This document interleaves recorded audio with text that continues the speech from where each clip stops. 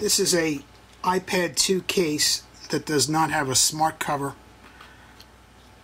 What I've done is I've cut a small flap into the case, and I'm going to gouge out the cardboard that's in here. And what I'm going to do is I'm going to make a smart case out of my cheapo eBay cover that I got for $16. I discovered that if you use a rare earth magnet on the iPad, all you need is one magnet to turn your iPad on and off. And I measured where it was on the iPad. So now I'm just gouging out this cardboard so that the magnet won't stick above the case. My goal is to get this magnet in here. I didn't have anything smaller. This is what I just had laying around the house. And then I'm going to glue that in with some goop, which is a very soft glue. It won't dry very hard. And what the deal is, if we go back to the iPad,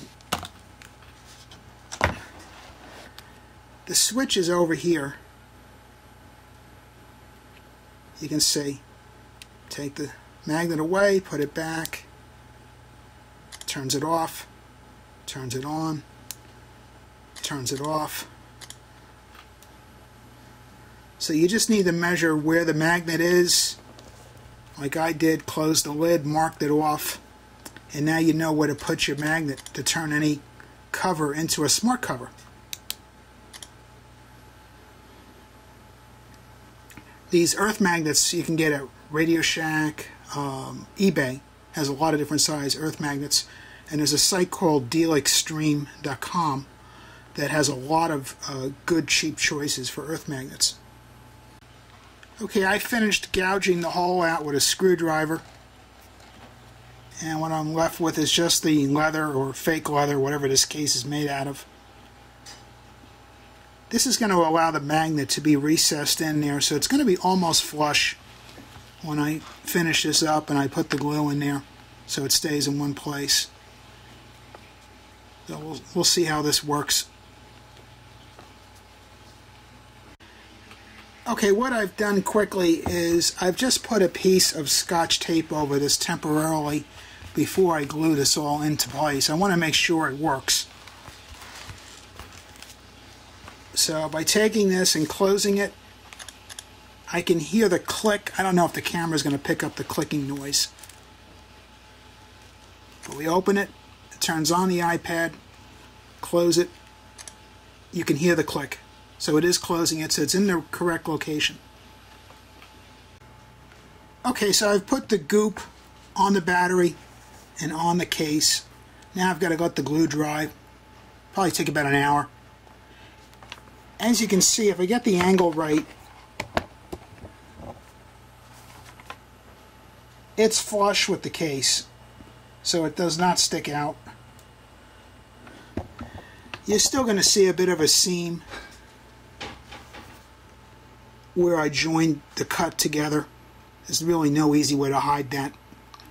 You could try a black Sharpie or something to fill in the gap a little bit if you want. I'll have to see what it looks like when it's all done. Okay, the glue is dry. The iPad is on. Put the lid on it. I bend the corner. You can see it goes on and off. You can hear the clicking noise. Open. Turns on. Close. You can hear the clicking. It shuts off. Surgery is not too bad. You do see a little bit of a cut. I think you could take a Sharpie and clean some of that up.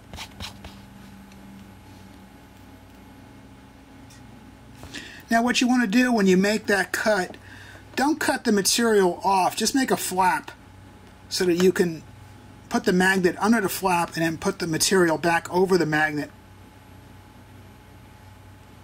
I also used a small amount of sandpaper on the magnet just to make sure the glue would stick to it. Pretty simple mod.